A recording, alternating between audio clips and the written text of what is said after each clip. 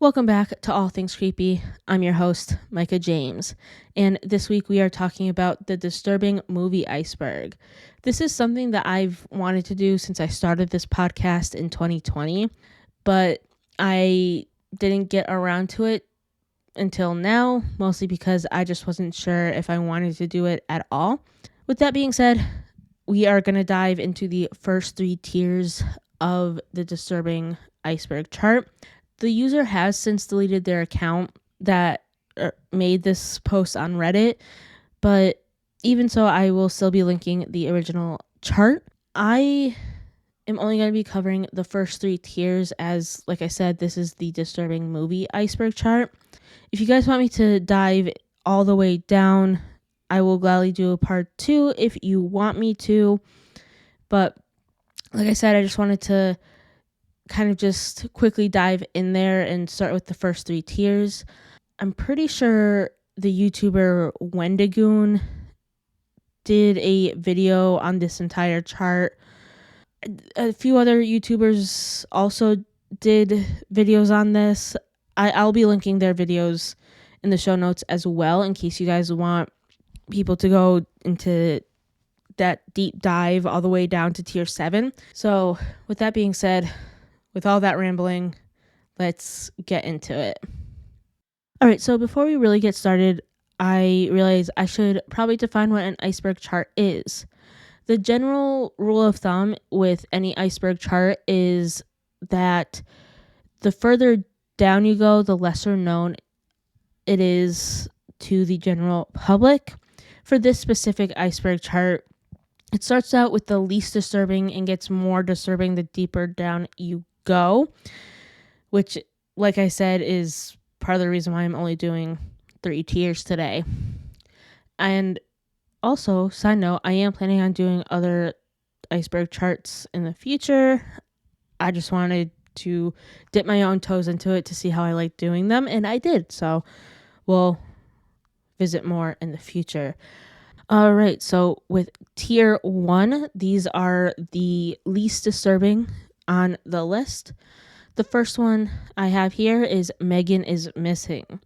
This movie was originally released in 2006, but didn't get a theatrical release until 2011. This is kind of like a found footage / mockumentary style movie.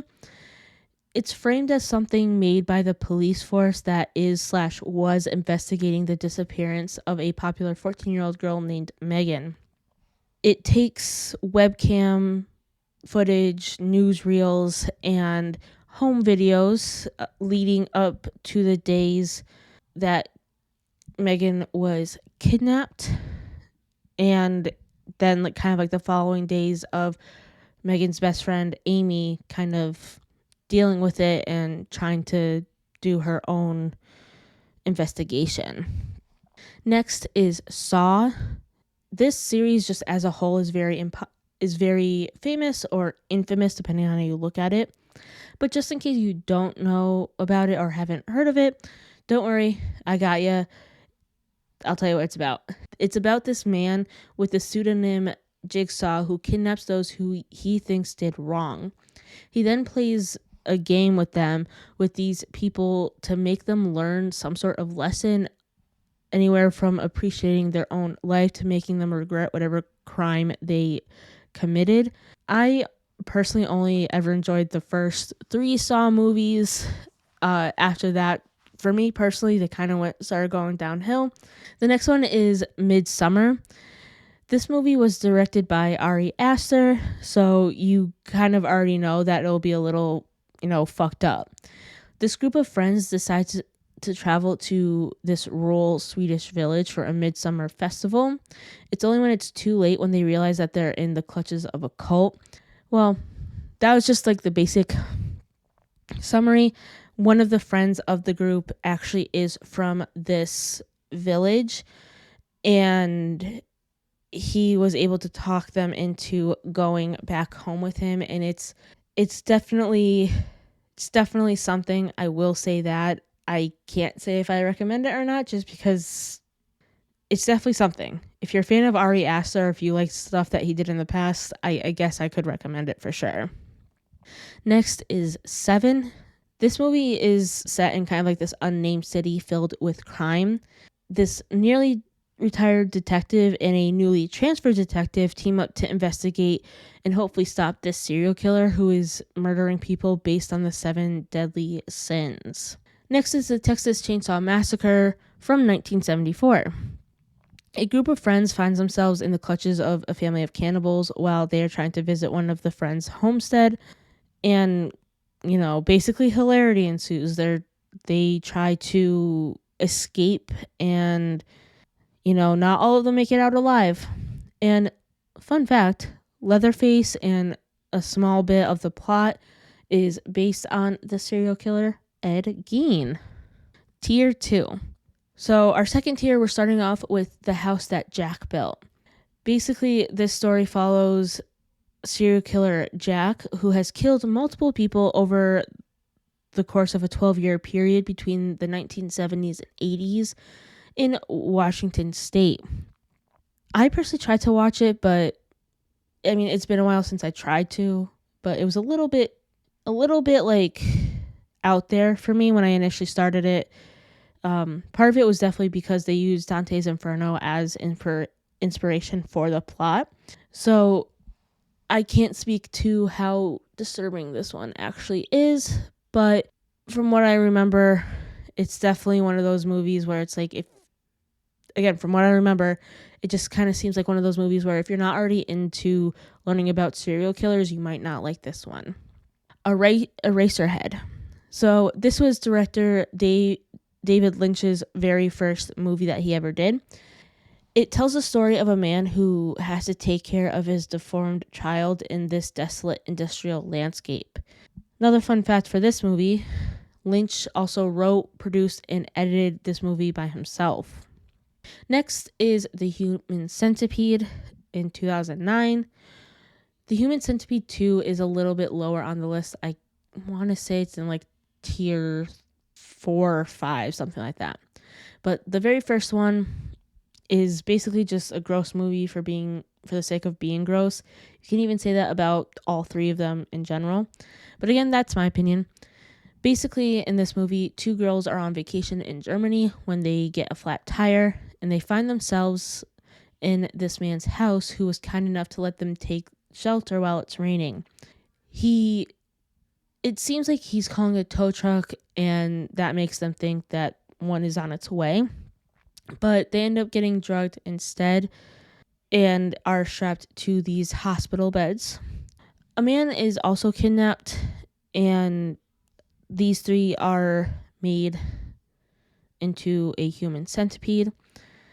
And the way he ended up choosing the person who was going to be in the middle was because one of the girls tried to run away. The last one for tier 2 is Tusk. Now, this is, again, in my opinion, this is what the Human Centipede wished it was, even though this one took a more humorous route.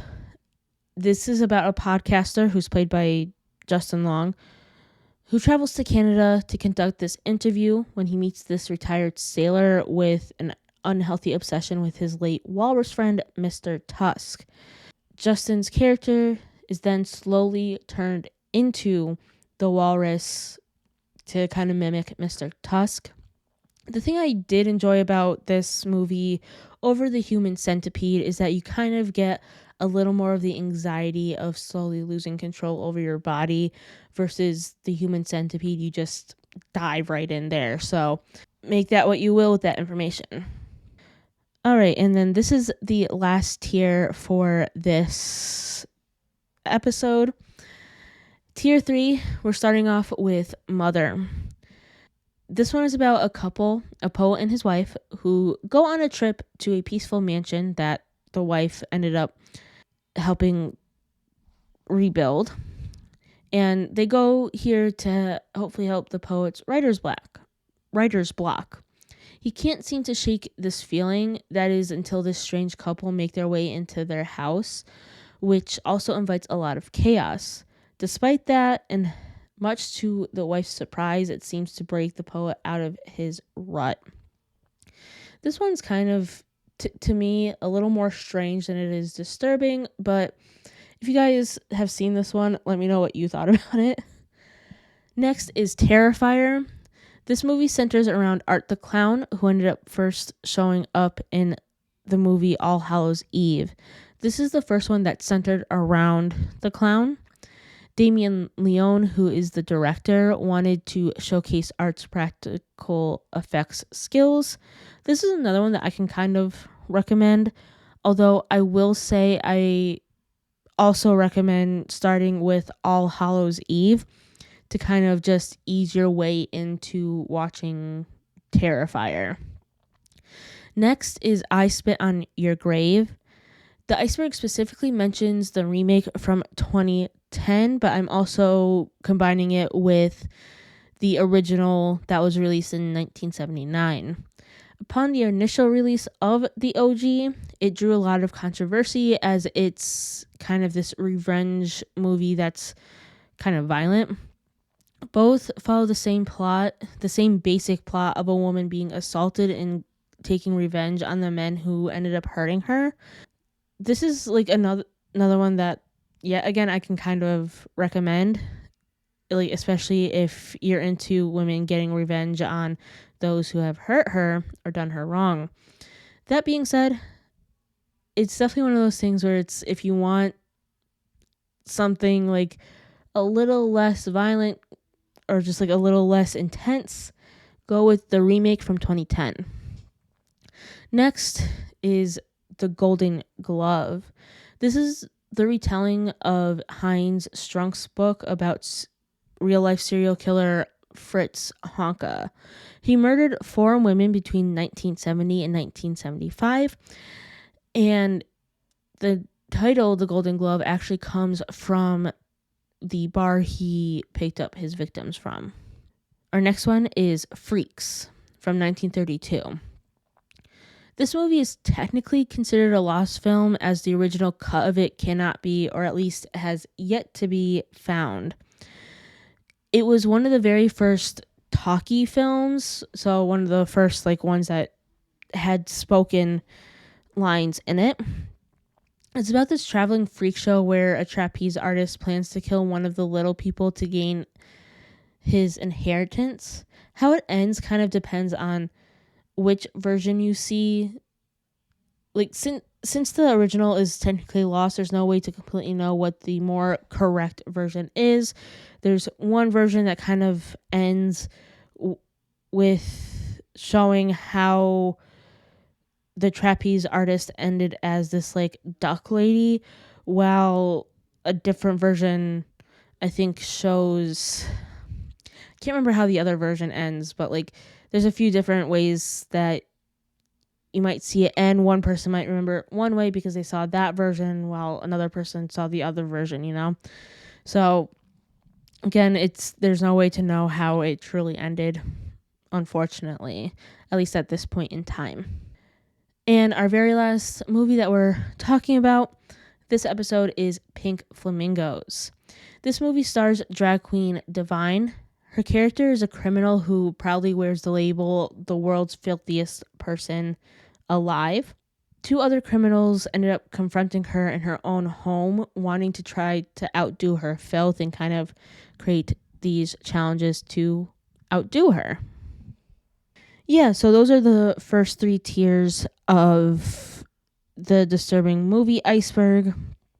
There are 4 more tiers to this iceberg, but like I said, I kind of wanted to ease us in, as this is, like I said, the disturbing movie iceberg. I will be linking a few videos of YouTubers who covered the whole entire thing, as well as the iceberg itself. Unfortunately, as I said in the beginning, I can't fully shout out the user who created this, as they have since deleted their account, but the videos that I am linking, I'm like 80% sure that they credit who originally made this. So I'm pretty sure Wendigoons covered it. Like I said, he's the one whose videos I usually watch when it comes to the iceberg video, so that's why his name keeps popping up. in my head. Anyways, I will see you guys next week, perhaps with the rest of this iceberg, perhaps with a whole different topic. Who knows? Anyways, I will see you guys next week.